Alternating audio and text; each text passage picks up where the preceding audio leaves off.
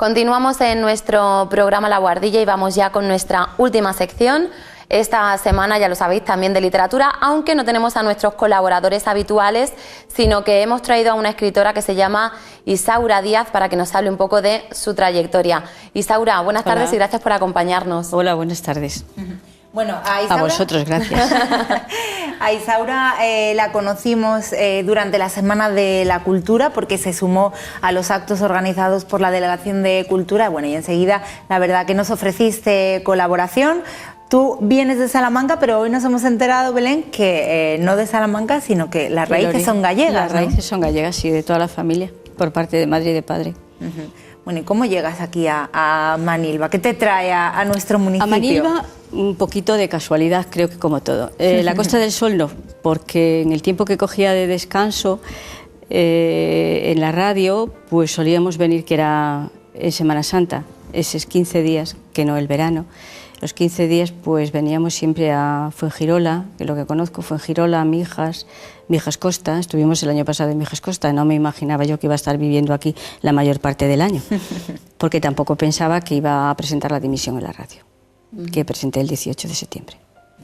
Bueno, pues... Esa es la llegada aquí porque me encantó Manilva, me encantaron la gente del sur es todo en general muy agradable. Aquí me encuentro, como he dicho, el día 23, que estaba Celia, pues quiero ser una vecina más. De hecho, me saludan por la calle y le digo a todos los que nos estén viendo que no los conozco, pero que se lo agradezco un montón, porque te sientes sola en un sitio que yo, por ejemplo, en Salamanca me siento muy arropada. Soy una persona que llevo viviendo 28 años y siempre en medios, tanto cuando estaba en la consulta como en medios de comunicación, y soy una persona muy conocida. Entonces, aquí no. Aquí soy una persona completamente anónima y he dicho que quiero que me consideren una vecina más y así participar en todo. Muy agradecida al Ayuntamiento, a la parte de Cultura, porque me haya invitado un día tan especial como es el Día del Libro, el día 23, y ahí estuve aportando de ese poemario, que son 21 poemas, de los cuales leí 9.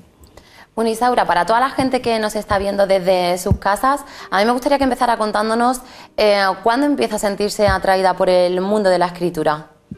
Pues tengo referencias que cuando nací no lloré, pero posiblemente que me tuvieron que dar unos azotillos que no lloraba, pero posiblemente haya nacido con un lapicero en la mano, de toda la vida, escribir y dibujar de toda la vida. Isaura, ¿y por qué luego en la rama profesional, porque hay que decir que Isaura es médico y es psicóloga, ¿por qué no se tira algo más de letras, ¿no? Claro, bueno, es que son las dos partes, o sea, ciencias, medicina y psicología. Primero hice psicología y luego vi que era una rama, una profesión incompleta a la llegada de los pacientes, y bueno, pues hice medicina en Barcelona y me especialicé en medicina natural. Que bueno, que no tiene nada que ver, porque no es incompatible con las letras, para nada. Para nada, absolutamente, porque es que tiene sí colaboraciones en revistas científicas, eso sí, pero no tiene nada que ver. O sea, es como la pintura, para mí es una válvula de escape, lo mismo que decir, pues llevas un diario. Llevo un diario desde hace muchísimos años, llevo un diario. Nos contabas, Isaura, que tú prácticamente nacías escribiendo ya. Sí. ¿Y sobre qué empiezas a escribir? ¿Qué es lo que te llama la atención para empezar a plasmar en papel? Quizá la gran devoción, digo, que tengo por la lectura, pero no leo todo, no soy una lectora compulsiva, que todo lo que le cae en las manos lo lee, no. Desde muy chica fui una lectora muy selecta. Y como me dices, perdona, que si cómo puedo después plasmar, bueno, no puedo decirte cómo, pero cómo empecé con poema. Con poema. Dedicado siempre a mi padre. Pero Isaura, nos comentabas además que no tienes nada publicado, ni tienes intención de publicar. Y me imagino que van a quedar, antes de venir ahora aquí a Manilva, estuve haciendo revisión por toda la biblioteca, todos los libros que suelo meter, correos y cosas de estas, y bueno, quité 2 bolsas, y dije, bueno, esto ya va toda a la basura. Y digo que cuando yo me muera, que mis hijos hagan la barbacoa de la palabra. A mí me llamaba algo mucho la atención, Isaura, porque es un tema además que me parece sumamente interesante, nos lo comentabas fuera de cámara, y es acerca de unos libros que has escrito, como decimos, para ti o para tu entorno, sí, de historia. Esos sí están encuadernados y sí, de historia. Es otra de mis grandes pasiones, es la historia. Y comienzo con una historia sin terminar, que es desde Felipe V hasta Alfonso XIII. Hubo ahí un lapsus que se terminó. Y luego, estudiando la vida de Alfonso XIII, un rey nefasto. Y otro chiquito, que es como una guía, que no es una guía, pero bueno, muy resumido, dedicado a mi tierra, Galicia. Y creo que os decía que tuve como una antecesora a lo que está sucediendo ahora, precisamente. Que hablabas de las autonomías, ¿no? Sí, de las autonomías. Sí, no, hablo de las autonomías y era una autonomía, pero hablo de los graves problemas que tiene la autonomía, que tienen las autonomías. Eso es de lo que hablo. ¿Qué es lo que has encontrado, Isaura, a través de escribir ese libro de historia? Me imagino que habrás tenido que investigar mucho, buscar muchas cosas. ¿Alguna curiosidad que nos puedas contar o algo que a ti te haya llamado especialmente la atención? Me fijo mucho no en los datos, no en las fechas. Las fechas, por eso la historia tiene para algunas personas que no les guste muy mala fama, porque hablas del año 1700 o hablas del año 1889, cuando se perdió Cuba, y dices tú, pero tú cuentas una anécdota. Y entonces la persona se va a quedar con la anécdota, pero al mismo tiempo que se queda con la anécdota, se va a quedar realmente con la historia, porque la fecha es quizá lo menos relevante, a no ser unas cuantas fechas que tengan el descubrimiento, la pérdida de las colonias, etcétera. Pues los demás son fechas que tampoco dicen demasiado. Yo hay algo que es inevitable para mí preguntar, Isaura, es ¿en qué momento del día sientes tú esa tranquilidad o esa inspiración para ponerte a escribir? Bueno, el parneso no lo tenemos, ¿eh? No. Esas son unas leyendas, como dicen ahora, que está muy de moda decir, leyendas urbanas. No es verdad. La escritura es a base de trabajo y trabajo y trabajo y trabajo. Y corrige y corrige y corrige. Y si escribes directamente, como yo escribo ya hace años, en el ordenador, pues es a base de pasar el cursor y luego escribes y dejas dormir. A no ser que sea un artículo. El artículo, sabes que tienes 2 artículos a la semana, me refiero en prensa, y tienes que mandarlos, eso está clarísimo. Entonces tienes que coger la actualidad sobre lo que vayas a escribir, ¿no? Son 22 líneas, no más, en columna, derecha e izquierda, y eso es completamente diferente. En 22 líneas tienes que poner una entrada, un nexo y una despedida del artículo que estés haciendo. Otra cosa es que escribas prosa poética, si es a lo que quieres referirte, porque historia es otra cosa también diferente. Sí, claro. Si escribes prosa poética, pues solemos un porcentaje de la gente que yo conozco y trato y comentamos, siempre tenemos un papelito. En el bolso una servilleta, en una cafetería una servilleta, en el bolso un pañuelo de papel, en casa, pues en la mesita de noche yo particularmente tengo un cuaderno en el que a lo mejor viene, pero pueden ser las 6 de la mañana. No te lo pierdas. No sé cómo se llama y me tiene que disculpar esta señora que le publicaron un libro en el ayuntamiento. Sí, la tía de Mario Jiménez, que ahora no me viene el nombre. Maruja. Bueno, pues ella, que se quedó con los folios que yo llevaba para leer, la noche antes, a las 2 de la madrugada, borré, por ejemplo, como si pongo aquí recuerdos. Es que me gusta evitar, por supuesto, las cacofonías son feísimas, pero sobre todo los leísmos, loísmos, las síes, las preposiciones, todo eso que solamente que quiera resaltar un verso se deben de utilizar, pero eso es una manera. ¿Cómo se hace? Para buscar aquella palabra que a lo mejor no le encuentras.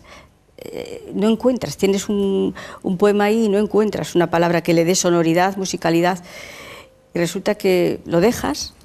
Pasa tiempo, duerme la siesta, muy dormidita, pero varias siestas, y lo encuentras un día y dices tú, anda, porque ya crees que lo tienes como ya desterrado, y encuentras, en ese momento viene, digamos que la palabra exacta, la inspiración no existe. Es mucho, es un trabajo solitario, es un trabajo en soledad, y de ahí quizá que algunas personas o algunos escritores consagrados hayan tenido algunas dependencias. Bueno, decimos que no hay nada publicado en cuanto a poesía, pero sí que has participado en periódicos con artículos. Sí, en Tribuna de Salamanca, hasta que se cerró, hizo 2 años en Semana Santa, y menos, pero durante un año, Adelanto de Salamanca, que por suerte aún sigue adelante también y trabajando. demasiados periódicos para una ciudad pequeña. Claro. Son 3 periódicos, más los digitales que hay, pues fíjate tú, más los gratis. Entonces, pues sí, y luego colaboraciones en, como he dicho antes, en revistas relacionadas con la profesión científica o médica o psicológica, de psicología. Y también, bueno, pues nada, que Salamanca, el Ayuntamiento de Salamanca, pues hará unos 7 años, se fundó Salamanca Letra Contemporánea, SLC. Allí eso surgió como iniciativa de la concejala de Cultura, Isabel Bernardo, y surgió para recoger ideas de un grupo de personas que tenían inquietudes por escribir y que no tenían posibilidad de ver publicado, y a la gente le hace muchísima ilusión ver publicado lo que escribe. Bueno, eso era ya casi como por encargo, porque visitabas una exposición de pintura, por ejemplo, o visitabas otra exposición, recuerdo una preciosa, La Ruta de la Seda, y sobre eso escribías. O sea, que era como un mandato, ¿no? Y te ponían como unos deberes, un deber, y cada uno allí iba con su imaginación. Primero por problemas personales de eso, Salamanca Letra Contemporánea es de la Fundación de Salamanca, y está también el Dados, que es de pintura y escultura y fotografía, pues súper actual. Y entonces, pues ahí surgieron una serie de problemas, entre ellos que no sabemos cómo. El caso es que uno fue cesado, el otro dimitió, no sé qué historia. Presupuestos, recortes de presupuestos también hubo. Y esa revistilla que salía cada 3 meses, se llamaba así, Salamanca Letra Contemporánea, y que había, pues, yo creo que unos 12 o así colaborando allí, pues eso todo se deshizo y se quedó en la fundación. Se hicieron cosas muy interesantes, por ejemplo, Salamanca, sabemos que cada rincón, cada plaza y cada trocito de Salamanca tiene una historia y una leyenda. Entonces se eligió, pues hace años, 2, 3 años, Fray Luis, bueno, cada uno cogió lo que le dio la gana, la Celestina, otros Calixto y Melibea, otros. Entonces te desplazabas en grupo por toda la ciudad, iban las cámaras de televisión, para Televisión Salamanca también, y hacías las lecturas, que podían ser lecturas tuyas o lecturas de las personas que están allí. En ese momento yo elegí a Santa Teresa y a Carmen Martín Gaite y a San Juan de la Cruz, porque me quedaba muy cerquita ya de casa. Entonces, por eso ya dije, pues ya cojo San Juan y ya me quedé aquí junto de casa. Y sí, se hicieron cosas muy interesantes. A raíz de eso, cuando estaba haciendo radio, pues dije, bueno, pues esta gente ya veía que aquello estaba ya, se dispersaba. Vamos a hacer, cada 3 meses, digo, pues voy a hacer un certamen literario. También era por encargo, que podía ser, también era de niños y de adultos. Prosa, cuento o prosa poética. Le daba un premio que pagaba yo mismamente. Y bueno, el jurado sí que ahí no había tongo ninguno, porque el jurado yo le entregaba todo a la radio. A la gente que estaba allí no conocía al jurado, pero tampoco nunca puse ninguna objeción a quién le daban ellos el primero, el premio, el finalista o el ganador. Y eso se mantuvo hasta el año pasado. Isaura, hemos comenzado dándote a conocer o recordándote, para quien no te viera, en el Día del Libro aquí en Manilva, justamente esos poemas que hacía referencia a Celia, y yo sé que además hoy has traído algo para compartir con nosotras y por ende con toda la gente que nos ve desde sus casas. Pues si me dejáis, sí. Claro. Bueno, pues el día se cerró el poemario, el que leía ahí esos poemas, esos 9 poemas, y comencé otro. Bueno, sabéis que todo el mundo tenemos, los que escribimos, unas evoluciones que también indican el estado anímico de la persona, circunstancias que te pueden rodear, etc. Este se llama Paseando entre libros, y uno que traje, el primero, es Dormida. Y comienza así: oculta en el recóndito universo de sueños, espera. Un mendrugo de estrella contempla al joven rayo de sol pellizcando a Gaia. Torbellinos primerizos, caricias, cosquilleos, jarales rezumando miel, violetas, rosas, jazmines aletean perfumes.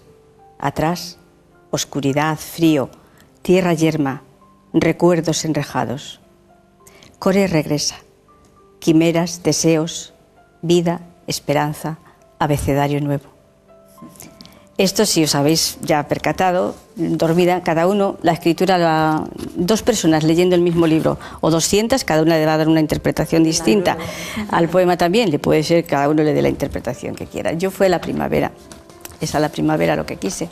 Y entonces, bueno, pues hay muchas leyendas, pero a mí me gusta mucho, quizá por haber estudiado griego, lógicamente era obligatorio, no es que lo haya estudiado, me encanta, pero bueno, lección, ¿no? Pero sí, pero era obligatorio estudiar griego.